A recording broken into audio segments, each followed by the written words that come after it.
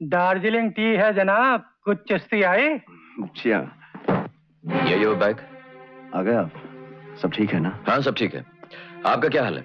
Doctor आया था, injection दे गया। हाँ, तभी जान में जान ही लगती है। हाँ मैं बिल्कुल ठीक हूँ। अब आ जाए सामने, एक एक को देख लूंगा। उनके सामने आने का कोई चांस नहीं है, एक एक को समझ लिया गया है। आप जरा अपना बैग देख लीजिए, सब ठीक तो है? जी हाँ सब ठीक है। पुलिस की गाड़ी आपको घर तक छोड़ाएगी? जी नहीं, मैं चला जाऊंगा और मुझे घर नहीं जाना है। देखिए राम साहब, बहुत से मामले ऐसे होते हैं जो पुलिस के हाथों में ही छोड़ देने चाहिए। बलराम साहब, कुछ मामले ऐसे भी होते हैं जो पुलिस के हाथों में नहीं छोड़े जा सकते। ये तो आपकी किस्मत अच्छी थी कि कोई आपको हमारे पास ले आया, वरना सोचिए कुछ भी हो सकता था। अरे तो अपना रोने वाला कौन बैठा है साहब? क्यों, हम पुलिस वाले मर गए क्या? ऐसा मत कहिए, आप तो हजारों साल जिए, हमारी उम्र भी आपको लग जाए। अपनी उम्र हमें दिए जा रहे हैं तो हमारी खातिर उसे संभाल के रखिएगा। बहुत बड़ा वचन ले लिया है आपने।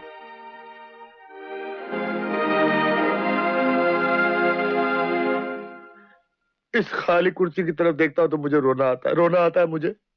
इस कुर्सी पे मैंने डिसूजा को बिठाया था, वो ऊपर चला गया। इसी कुर्सी पे मैंने भोलू राम को बिठाया, भोलू राम। उसे क्या हुआ? क्या होगा मियां, वही हुआ जो डिसूजा।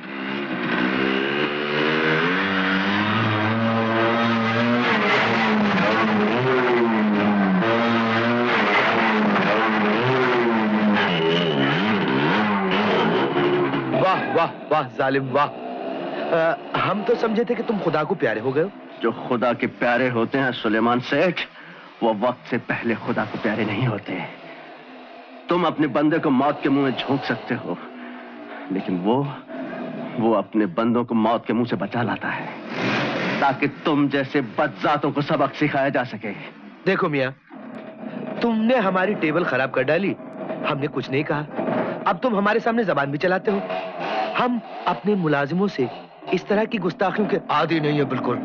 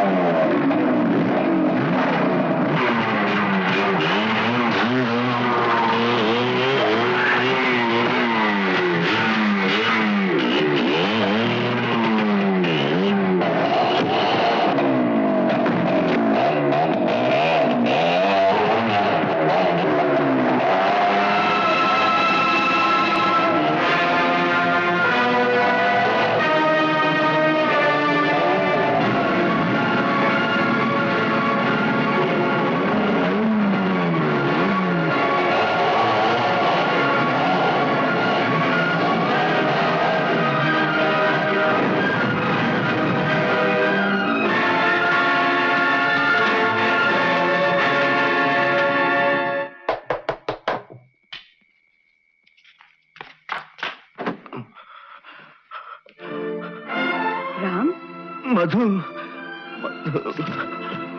राम,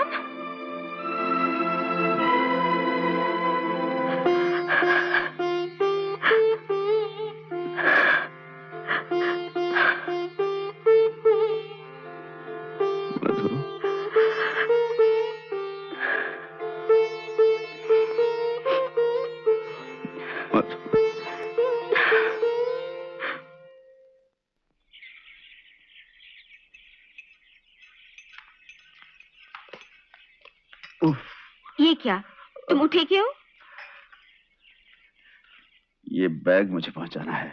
इसे मैं पहुंचा देती हूँ, मुझे बताओ कहाँ पहुंचाना है। ये आखिरी जिम्मेदारी है, इसे जगतपाल सिंह के पास पहुंचा देना। जगतपाल सिंह? हाँ ठीक है।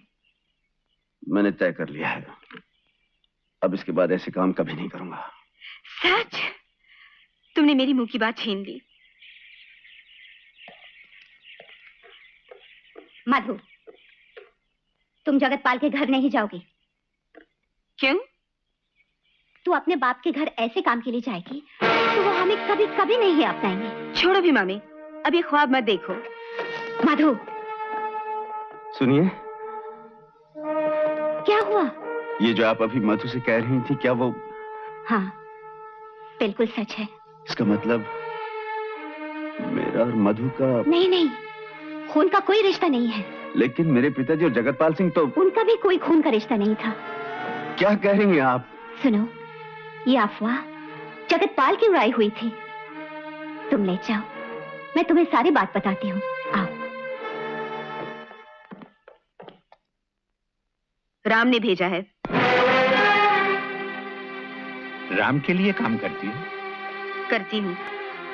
जानती हो इस बैग में क्या है? हाँ। और ये भी जानती हो कि अगर पकड़ी जाती तो जेल हो जाती? हाँ, जानती हूँ। तुम्हारी माँ तुम्हें इन कामों के लिए मना नहीं करती? इतने दिनों मेरी माँ ने मुझे पाला है, अब मैं उसे पालती हूँ। उसका और कोई सहारा नहीं। लड़की, मुझे समझने की कोशिश कर।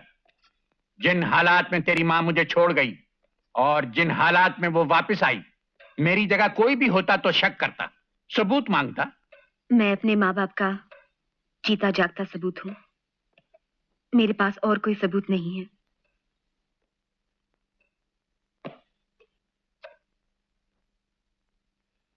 जिद्दी, बिल्कुल मेरी तरह है। पराई लड़कियों को इस तरह नहीं छूते सेठ जगतपाल। सेठ जगतपाल मत बुलाओ मुझे। तो फिर क्या बुलाऊं? कुछ भी, कुछ भी। कुछ भी क्या? या तो हम दोनों में रिश्ता है या नहीं है। अगर नहीं है तो नहीं है, और अगर है तो फिर क्या है, इसका फैसला मुझे नहीं आपको करना है। मैं आपको क्या बुलाऊंगी इस बात पर मुनसर है कि आप मुझे क्या बुलाते हैं। मधु,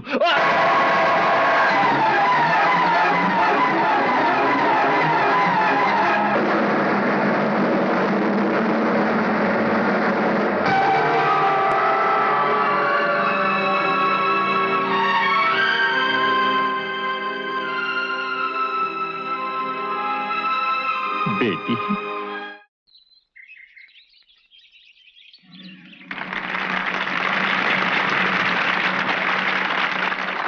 साहिबान, एक अपाहिज होकर मैंने जो तकलीफें सही हैं, मैं नहीं चाहता कि ये बच्चे भी वही तकलीफें सहें।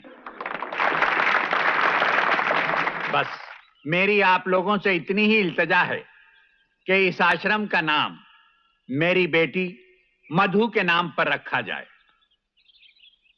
और इसके लिए मैं इस आश्रम को 1,00,000 रुपए का चंदा देता हूं।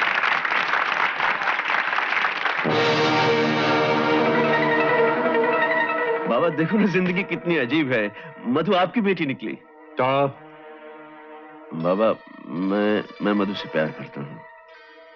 मेरी बेटी के बारे में तेरे मुंह से ऐसी बात? क्यों नहीं बाबा, मुझे भी तो आप ही ने पाला है। बंद करिए बकवास। नाली का कीड़ा, तुझे पाल पोस कर बड़ा किया तो आज मेरे सामने जबान चलाता है। हमारे घर में नाली का कीड़ा कौन समझा जाता था, इसे हम भूल ही जाएं तो बेहतर है। मैं एक शरीफ आदमी की तरह मधु का हाथ आपसे मांगने आया हूं। तुम और शरीफ आदमी, जानते हो तुम्हारे सर पर कितने जुर्म हैं? कल पुलिस तुम्हें किसी गली में दौड़ाकर कुत्ते की मौत मार देगी। जिस जुर्म पर मेरा नाम लिखा जाएगा उस पर तुम्हारा नाम पहले से लिखा होगा, और जिस गली में मैं कुत्ते की मौत मारा जाऊंगा उस गली में एक बहुत बड़ा कुत्ता पहले से मरा पड़ा होगा। तेरी बोटियां करवा दूंगा। अगर तुमने पाल पोस कर हमें बड़ा नहीं किया होता तो आज इसका जवाब मैं भी देता। जगतपाल सिंह का घर यही है क्या? जी हाँ, यही है।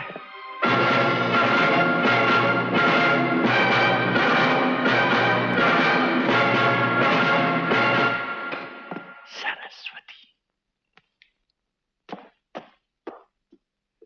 भाभी, भाभी, आप जिंदा हैं भाभी। आपको देखकर कितनी खुशी हुई। भाभी, मैं बहुत शर्मिंदा हूं। मुझे माफ कर दीजिए भाभी, मैंने आपको कहाँ कहाँ नहीं ढूंढा, आप नहीं मिली, मुझे माफ कर वो दीजिए सब भूल भाभी। जाओ जगतपाल, मैं भी भूल चुकी हूँ।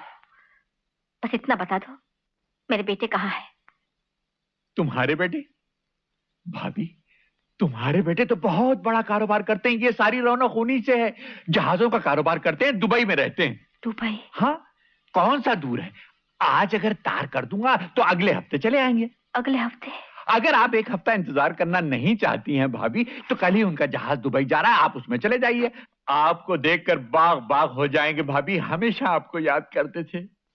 हाँ इंस्पेक्टर बलराम, तुम पुलिस में हो, मगर मैं तुम्हें एक ऐसी बात बता सकती हूँ कि तुम्हारे कान खड़े हो जाएंगे।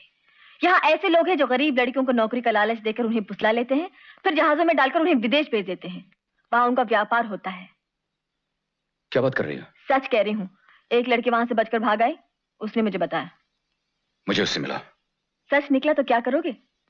तुम क्या समझते क्या करूंगा? मैं क्या इतना बेगैरत हूं कि मेरे देश की लड़कियां बिकती रहें और मैं ये वर्दी पहनकर आंखें नीचे देखता रहूं? तेरी कसम शोभा, उन जहाजों में आग लगा दूंगा मैं।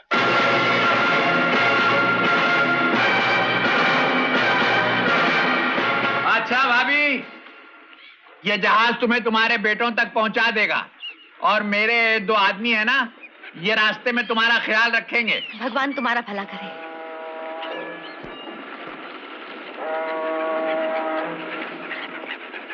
ऐसा ख्याल रखना कि बुढ़िया वापस ना आए, समझा?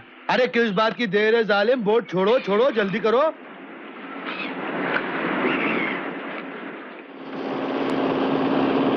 रुको रुको।